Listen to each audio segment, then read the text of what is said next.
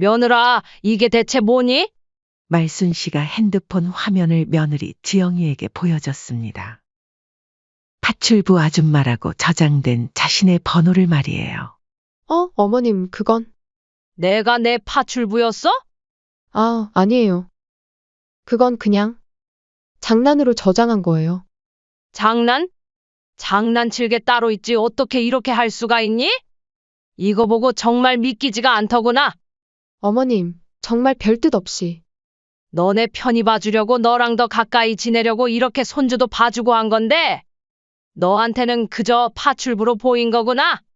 네 속마음 잘 알겠다.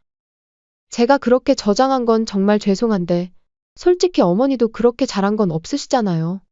그리고 제가 뭐라 저장했든 제 핸드폰 마음대로 본 건 어머니죠. 잘한 건 없다고. 그렇다면 내가 못한 건 또 뭐니?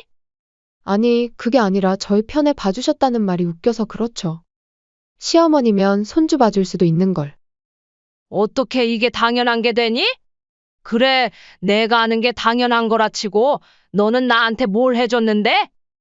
너는 며느리로서 가족으로서 뭘 해줬길래 그리 당당하니? 명절에 안부 전화 한 번 제대로 받은 적 있어? 내가 아플 때 한 번이라도 걱정해 준 적 있어? 며느리는 입을 벌리려다 다시 닫았습니다. 없지? 그런데 반찬 필요하면 언제든 연락하고 진우 봐달라고 할 때도 연락하더라. 평소에는 내 전화 받지도 않으면서 필요할 때만 어머님 하더라. 그래, 이제 알겠다. 나를 파출부라 생각하니까 그렇게 필요할 때만 부른 거겠지. 이제야 이해가 된다 그래? 이번 사연의 주인공은 충북 음성 출신, 올해 68세인 윤말순 씨입니다. 말순 씨의 왼손에는 2개의 손가락이 없습니다. 검지와 중지가 2번째 마디까지 없어진 채로 그 자리엔 옅은 흉터만이 남아있죠. 처음 보는 사람들은 깜짝 놀라지만 말순 씨는 그 손으로 밥을 짓고 빨래를 하고 아이를 돌보며 살아왔습니다. 그 상처에는 긴 이야기가 담겨 있었습니다. 말순 씨가 26살이던 해, 남편은 매일 술에 취해 들어왔습니다. 조금이라도 마음에 들지 않으면 주먹이 날아왔고 욕설이 쏟아졌죠. 작은 집안에서 5살 아들 현수는 엄마 치마폭에 숨어 벌벌 떨곤 했습니다. 어느 겨울밤이었습니다. 남편이 또다시 술에 취해 들어와 말순 씨를 때리기 시작했죠. 그런데 이번엔 달랐습니다. 현수가 아빠를 말리려다 함께 넘어지면서 머리를 다쳤거든요. 이러다 진짜 우리 둘 다 사단 나겠다. 그날 밤 말순 씨는 아들을 품에 안고 집을 나왔습니다. 새벽 4시 눈이 내리는 추운 겨울이었죠.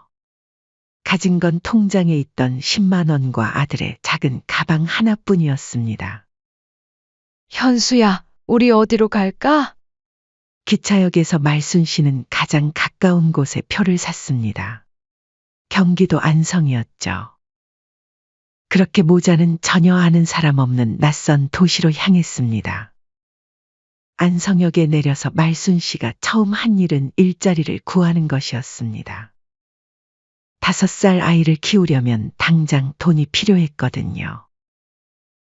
임시직이라도 일당이라도 상관없었습니다. 아이 있으시면 일하기 힘들 텐데요. 애 아프면 어떻게 하실 거예요? 10곳을 찾아다녀도 번번이 거절당했습니다. 하지만 말순 씨는 포기하지 않았죠. 21번째 찾아간 공장에서 드디어 일자리를 얻었습니다.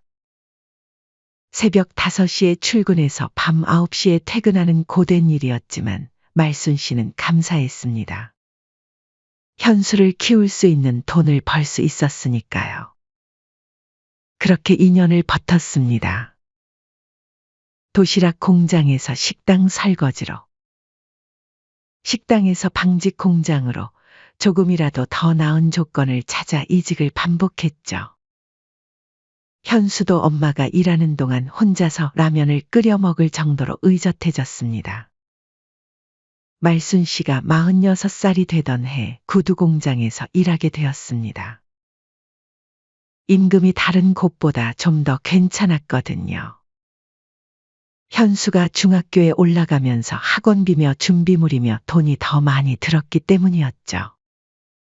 그날도 평범한 하루였습니다. 말순 씨는 프레스기 앞에서 가죽을 재단하고 있었어요. 똑같은 동작을 수백 번 반복하는 단순한 작업이었지만 집중해야 하는 일이었죠. 그런데 기계에서 이상한 소리가 났습니다. 어? 뭔가 이상한데. 말순 씨가 기계를 확인하려고 손을 뻗은 순간이었습니다. 갑자기 프레스기가 오작동을 일으키며 내려왔죠. 아! 비명과 함께 말순 씨의 왼손이 기계에 끼었습니다. 검지와 중지 두 손가락이 두 번째 마디까지 다쳤어요. 응급실로 실려간 말순 씨는 의식을 잃었다 깨어났습니다. 붕대로 감긴 왼손을 보며 현실이 믿어지지 않았죠. 병원으로 달려온 어린 현수가 엄마 곁에서 울고 있었습니다. 16살 아들이 엄마 손을 보며 눈물을 흘리는 모습에 말순 씨는 오히려 마음이 아팠어요. 괜찮다, 현수야. 엄마 괜찮으니까 울지 마라. 하지만 현실은 괜찮지 않았습니다.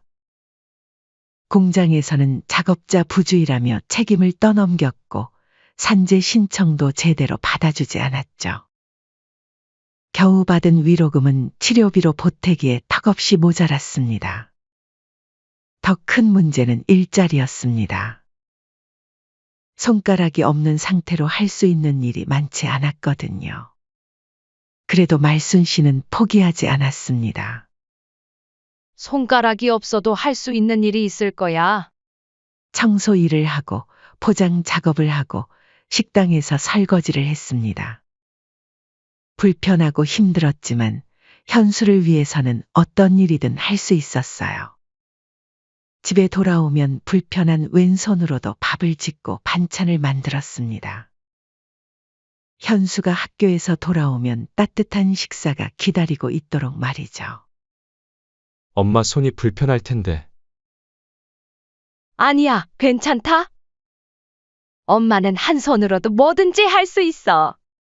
그렇게 말하며 웃어 보였지만 혼자 있을 때면 잘린 손가락 자리를 만지며 눈물을 흘렸습니다. 아프고 서러웠지만 현수 앞에서는 절대 울지 않았어요. 현수는 그런 엄마를 보며 자랐습니다. 누구보다 열심히 공부했고 엄마에게 짐이 되지 않으려고 애썼죠. 고등학교를 졸업하고 대학에 합격했을 때 말순 씨는 기뻐서 울었습니다. 엄마, 나 꼭 성공해서 편하게 해드릴게요. 현수의 그 말을 듣고 말순 씨는 모든 고생이 보상받는 기분이었습니다. 두 손가락을 잃은 것도 혼자 아이를 키운 고생도 모든 게 의미 있는 일이었다고 생각했어요. 4년 후 현수가 대학을 졸업하고 좋은 회사에 취직했습니다. 안정된 월급을 받으며 작은 아파트도 얻었죠. 이제 엄마도 편해지실 수 있을 거예요. 말순 씨는 정말 그날이 올 거라고 믿었습니다.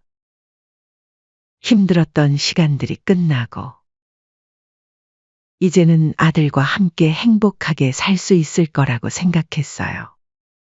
하지만 말순 씨는 아직 몰랐습니다. 진짜 상처는 이제부터 시작될 거라는 걸 말이에요. 현수가 28살이 되던 해 결혼을 하겠다고 말순 씨에게 알려왔습니다. 엄마, 결혼하고 싶은 사람이 생겼어요.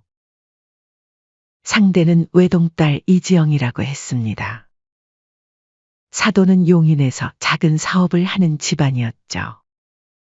처음 만남을 앞두고 말순 씨는 며칠 동안 설렜습니다. 손가락이 없는 손 때문에 혹시 지영이가 놀라지 않을까 걱정도 됐지만 현수가 미리 이야기해뒀다고 해서 안심했어요. 첫 만남 날 말순 씨는 정성껏 음식을 준비했습니다. 그 당시 지영이는 예쁘고 조용한 아이였습니다. 말순 씨의 손을 보면서도 크게 놀라는 기색 없이 정중하게 인사했어요. 어머님, 안녕하세요. 지영이라고 합니다. 어서 와라, 지영아. 현수가 얼마나 예쁘다고 자랑했는지 몰라. 그날 식사 시간은 화기애애했습니다. 지영이는 말순 씨가 만든 음식을 맛있게 먹으며 칭찬도 해줬거든요. 6개월 후 아들이 결혼을 했습니다. 작은 아파트를 얻고 신혼살림을 차렸죠. 하지만 시간이 지나면서 뭔가 달라지기 시작했습니다. 말순 씨가 먼저 안부 전화를 걸어도 지영이는 바쁘다며 짧게 끊었습니다. 어머님, 지금 현수 오빠 회사 일로 바빠서. 나중에 다시 연락드릴게요. 그런데 다시 연락이 오는 일은 거의 없었죠. 평생 혼자 아이를 키워온 말순 씨에게는 따뜻한 가족의 울타리가 간절했습니다. 그래서 지영이의 차가운 태도가 더욱 서운하게 느껴졌어요. 결혼 2년 차에 손주 진우가 태어났습니다. 말순 씨는 산후조리원으로 달려갔어요. 미역국을 끓여서 보온통에 담아가고 직접 만든 베네쩌고리도 가져갔습니다. 지영아, 수고했다. 우리 진우 참 예쁘네. 네, 어머님. 오시느라 수고하셨어요. 지영이의 대답은 어딘지 차가웠습니다. 예전처럼 반갑게 맞아주지 않았어요. 그저 예의상 하는 인사 같았죠. 그런데 정말 이상한 일이 생겼습니다. 며느리 지영이가 갑자기 말순 씨에게 연락을 해온 거예요. 어머님, 지난번에 주신 무말랭이 반찬이 너무 맛있던데요. 바쁘지 않으시면 조금 더 만들어주실 수 있을까요? 며느리가 먼저 연락해 오는 것은 드문 일이었습니다. 하지만 부탁할 때만큼은 연락을 계속해왔죠. 그래, 알겠다. 만들어서 가져다 줄게. 말순 씨는 밤늦게까지 무말랭이를 무치고 다른 반찬도 몇 가지 더 준비했습니다. 오른손 하나로 하느라 시간이 오래 걸렸지만 마음은 착잡했어요. 다음 날 오후 반찬통 여러 개를 들고 아들네 집을 찾아갔습니다. 인터폰을 누르니 지영이의 목소리가 들렸어요. 어머님이세요? 잠깐만요. 말순 씨는 현관문이 열릴 줄 알았는데 지영이는 문틈만 조금 열고 나왔습니다. 어머님, 반찬 가져오셨어요? 응, 무말랭이랑 다른 것도 조금 만들어 왔어. 들어가서. 아, 반찬은 그냥 문 앞에 두고 가세요? 제가 지금 진우 보느라 너무 바빠서요. 말순 씨는 얼떨떨했습니다. 집 안에 들어가서 잠시라도 얼굴 보고 가려고 했는데 그냥 반찬만 두고 가라는 거였어요. 그래도 진우 얼굴 좀. 다음에요, 어머님. 진우가 지금 자고 있어서 깨우면 안 되거든요. 지영이는 반찬통을 받아들고는 바로 문을 닫아버렸습니다. 말순 씨는 빈손으로 돌아서는 길이 너무 쓸쓸했어요. 그 후로도 며느리 지영이는 이런 식이었습니다. 필요한 반찬이 있을 때만 연락을 했고 말순 씨가 먼저 전화하면 받지 않거나 바쁘다며 금세 끊었죠. 어느 날 지영이에게서 또 연락이 왔습니다. 어머님, 죄송한데 내일 오후에 진우 좀 봐주실 수 있으세요? 제가 급한 일이 생겨서요. 그래, 알겠다. 내가 가서 볼게. 다음 날 오후 말순 씨는 진우를 보러 갔습니다. 이제 돌이 지난 진우는 아장아장 걸어 다니고 있었어요. 그런데 지영이가 나가기 전에 조심스럽게 말을 꺼냈어요. 어머님, 죄송한 말씀인데요. 응? 뭔데? 어머님 손가락. 진우가 보면 놀라거나 무서워할 수도 있을 것 같아서요. 혹시 장갑 좀 껴주실 수 있을까요? 그 말을 듣는 순간 말순 씨의 가슴이 철렁 내려앉았습니다. 무슨 말인지 이해는 하지만 서운한 감정을 숨길 수는 없었죠. 말순 씨는 말없이 장갑을 꼈습니다. 평생 혼자 버텨온 사람에게는 참는 것이 습관처럼 되어 있었거든요. 지영이가 나간 후 말순 씨는 진우를 돌보면서도 계속 장갑을 끼고 있었어요. 진우가 자신의 상처를 보고 무서워할까 봐서 말이죠. 그렇게 몇 개월이 지났습니다. 지영이는 필요할 때만 말순 씨에게 연락했고 말순 씨는 그때마다 묵묵히 도와줬어요. 반찬을 만들어다 주고 진우를 봐주고 집안일도 도와줬습니다. 하지만 뭔가 이상했습니다. 가족 같은 느낌이 전혀 들지 않았거든요. 어느 날 말순 씨가 진우를 보고 있는데 지영이가 친구와 전화 통화를 하는 소리가 들렸습니다. 응, 시어머니가 와서 애 봐주고 있어. 편하긴 한데. 내가 돌아오면 그냥 돌아가셨으면 좋겠는데 자꾸 더 있을라 하셔서 불편하긴 해. 말순 씨는 충격을 받았습니다. 자신이 선의로 하는 일들이 며느리에게는 부담스러운 일이었던 거예요. 그날 밤 말순 씨는 잠을 이루지 못했습니다. 자신이 뭘 잘못하고 있는 건지 생각했어요. 그래도 아들의 가정을 위해서는 참아야겠다고 스스로를 달랬습니다. 제대로 된 가족을 가져본 적이 없었던 말순 씨에게는 이것만이라도 지키고 싶었거든요. 상황은 나아지지 않았습니다. 오히려 점점 더 어색해졌죠. 지영이는 말순 씨가 올 때마다 귀찮아하는 기색을 숨기지 않았고 말순 씨는 그런 눈치를 보며 점점 위축되었습니다. 그래도 말순 씨는 계속했습니다. 아들 현수가 가끔 고마워한다고 말해줬거든요. 엄마, 지영이가 엄마 덕분에 많이 편해한다고 해요. 하지만 말순 씨는 아직 몰랐습니다. 며느리가 자신을 어떻게 생각하고 있는지 곧 더 큰 충격을 받게 될 거라는 걸 말이에요. 그날도 지영이에게서 연락이 왔습니다. 어머님, 급한 일이 생겨서 진우 좀 봐주실 수 있으세요? 2시간 정도만요? 말순 씨는 늘 그랬듯 알겠다고 답했습니다. 아들네 집에 도착해보니 며느리가 바쁜 듯 준비를 하고 있었어요. 어머님, 진우 기저귀는 여기 있고요. 우유는 냉장고에 있어요. 2시간 후에 올게요. 알겠다. 다녀와라.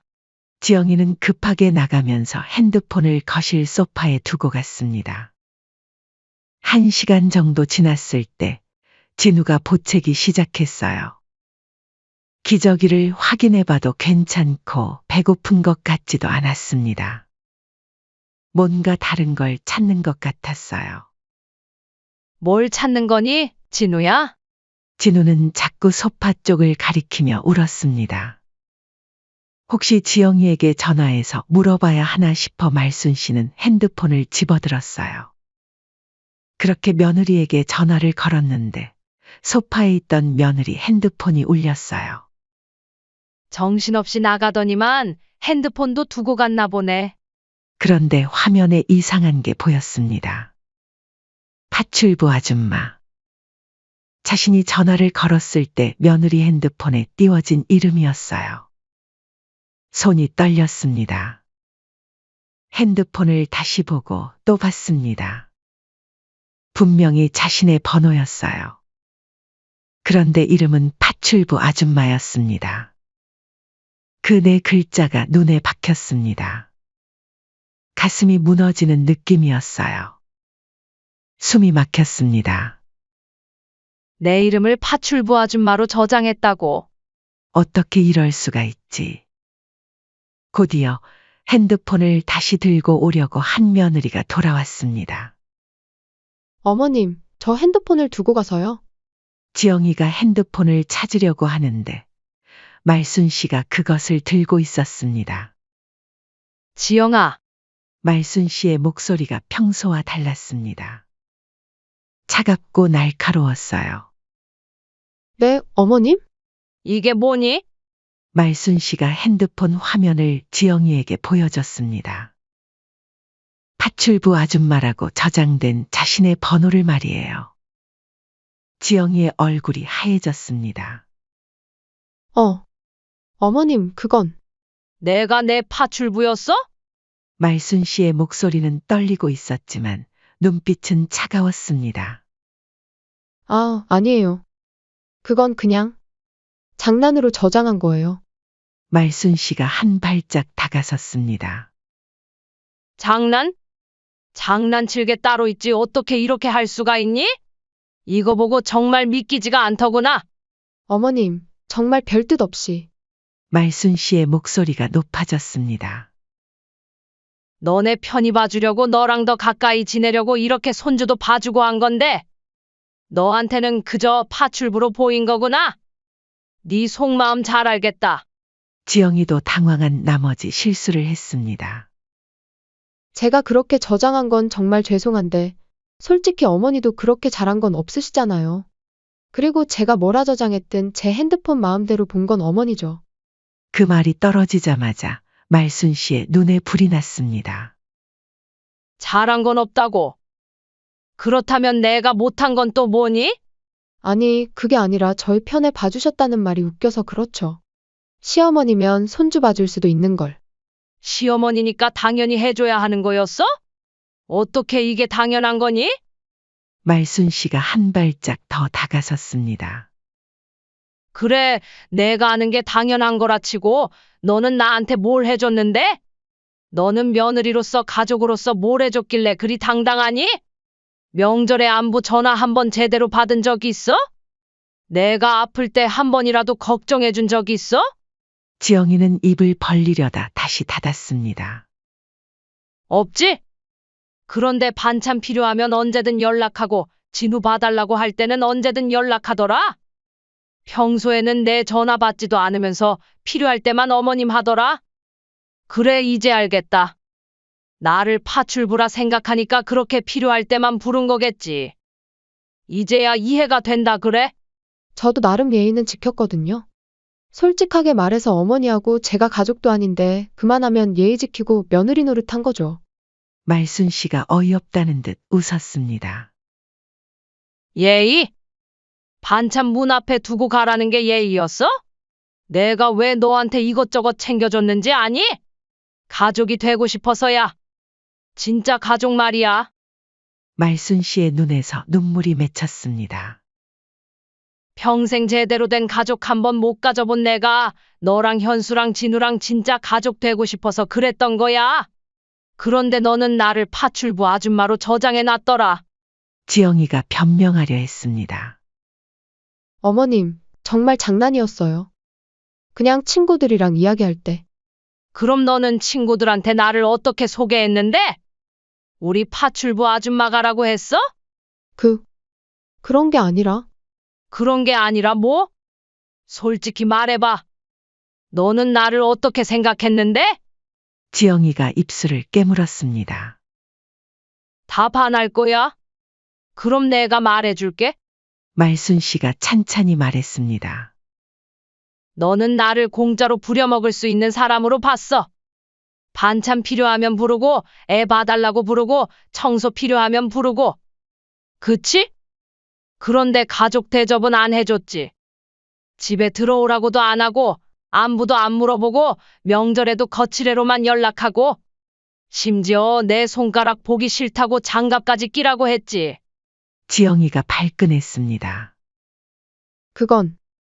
그건 진우 때문이었어요. 아이 교육 정서에 안 좋은 영향이 있을까봐. 진우가 내 손가락 보고 무서워하거나 피한 적 있니? 지영이의 얼굴이 빨갛게 달아올랐습니다. 어머님이 뭘 아신다고 그러세요? 내가 뭘 안다고? 그럼 너는 뭘 아는데? 말순 씨가 핸드폰을 며느리에게 던져줬습니다. 이제 됐다. 모든 게 분명해졌어. 어머님, 내가 바보였다. 어머님, 진정하세요. 진정하라고. 너 같으면 퍽이나 진정하겠다. 말순 씨가 돌아서서 현관으로 향했습니다. 어머님, 어디 가세요?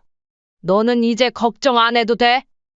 말순 씨가 현관문 손잡이를 잡으며 말했습니다.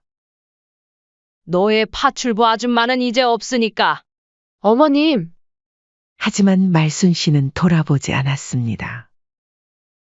문을 열고 나가면서 마지막으로 한마디 더 했어요. 앞으로 나한테 전화하지 마라. 나는 이제 너희 가족이 아니야. 쾅. 문이 닫혔습니다. 지영이는 그 자리에 서서 멍하니 문만 바라보고 있었어요. 말순 씨는 계단을 내려가면서 눈물을 흘렸습니다. 참. 인생 기고하다 기고해. 말순 씨가 집에 돌아온 건 저녁 7시쯤이었습니다. 마음이 복잡했어요. 30년 만에 처음으로 화를 냈지만 한편으로는 허탈하기도 했거든요. 그렇게 간절히 원했던 가족이라는 꿈이 완전히 깨져버린 것 같았어요. 핸드폰이 울렸습니다. 현수였습니다. 엄마, 지금 어디세요? 말순 씨는 전화를 받았습니다. 집에 있다. 엄마, 지영이한테서 연락 왔는데. 무슨 일이 있었던 것 같은데요? 그래, 무슨 일이 있었지? 현수의 목소리가 조심스러워졌습니다.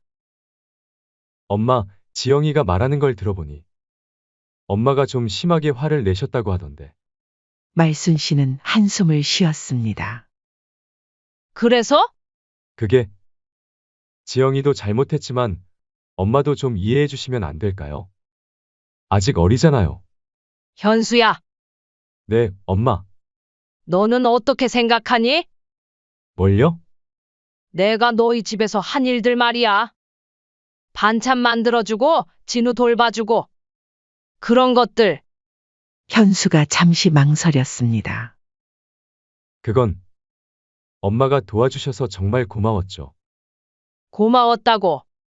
네, 그럼 왜 지영이는 내 번호를 파출부 아줌마로 저장해뒀을까? 전화 너머로 현수가 당황하는 소리가 들렸습니다.